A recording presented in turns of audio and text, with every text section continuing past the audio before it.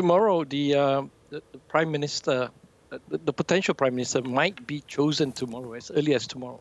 What we know is members of Parliament have been told by the palace, the King, to submit names or candidates, a letter declaration of sorts, and then the tally will be done. The tallying of those numbers will be done at about 4 o'clock. So by 5 p.m., the King should know who has the most numbers. So there might be an announcement, or there might be an announcement later on Wednesday. Yeah. And when people are submitting the name of who they are going to support, is it confidential except for the King? Yes, it is confidential at the moment. So we're not allowed to disclose who we are supporting. But I suppose after 4, it'll be, once it's done, the tally is done, the government the palace should allow the full transparency on the matter. All right. So then the numbers will be done. Yep. So let's look then, after Muhyiddin Yassin resigns, who is now emerging as a potential Prime Minister, someone who could form government? So there are 3 or 4 names out there. So the members of Parliament are all gathering and having their meetings. I've actually submitted mine because mine is quite clear. I'm supportive of my own party, of course. Yes. So Anwar Ibrahim is, of course, the one of the candidates. Ismail Sabri, who used to be the Deputy Prime Minister, he is also a candidate.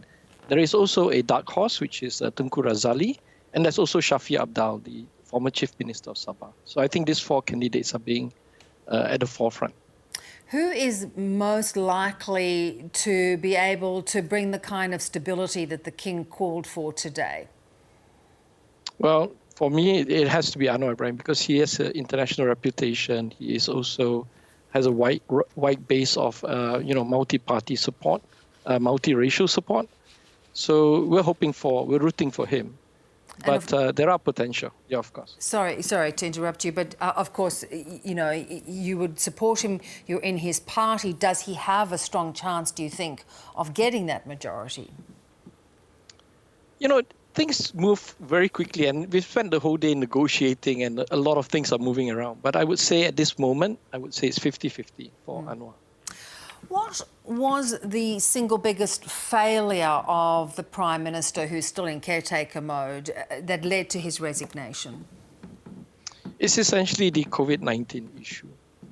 To be very fair to him, when he took over, the COVID-19 pandemic just started in Malaysia. And he had a very good run of 3 or 4 months where we performed very well by any standards.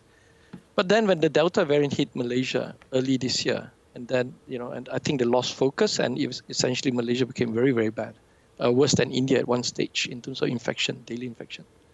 So the public anger has been building up over that issue, but the political position of the former Prime Minister has always tenable anyway, because he had a really slim majority. So what happened was the coalition partner, UMNO, 15 of them decided to pull out, which then collapsed his government. Yeah. And of course, they have the history of the former Prime Minister Najib Razak, who is still facing charges. He's, still looking at the collapse of the 1MDB that he's accused of, siphoning off millions and millions of dollars. So does anyone look likely to emerge from UMNO? No, UMNO is putting up 2 or 3 potential people. So because each member of parliament have to only nominate 1 person. So I suppose UMNO is having their meeting and deciding to nominate 1 particular person.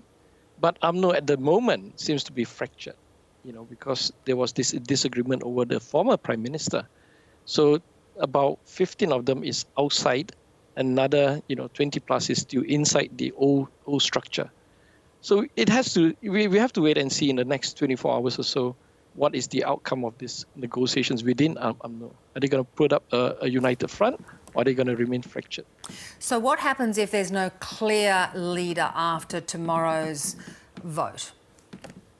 Okay, there's a bit uncertainty on this matter. I think the palace will decide at 5 o'clock. If there's a clear winner, then of course a clear winner goes on to become prime minister. If there is nobody having 111 votes, then it could be a possibility of the king giving the opportunity to the person that has the biggest minority to try to form a government, or there could be a runoff election of the top two candidates. We're not sure at the moment. The palace hasn't issued anything in particular. And so that direction clarify will, this. yeah, the direction will very much come from the palace as to how this might play out. Absolutely. That's because Parliament is only sitting on the 7th of September. So we would like to see, I think the whole country, Malaysia, like to see a new Prime Minister installed before that. The King has called for a new political era, one that is, I guess, parties working together. What is the likelihood of that? Of course, it's against any proper democratic functioning sort of government, isn't it? Well, the hint seems to be that the King might tolerate or might recommend a unity government of sort. I think it's quite a good idea and something that we should explore and to give all full respect to the King. Because we have to fight COVID-19. It's very important that we unite to a certain extent and face this pandemic together as a country.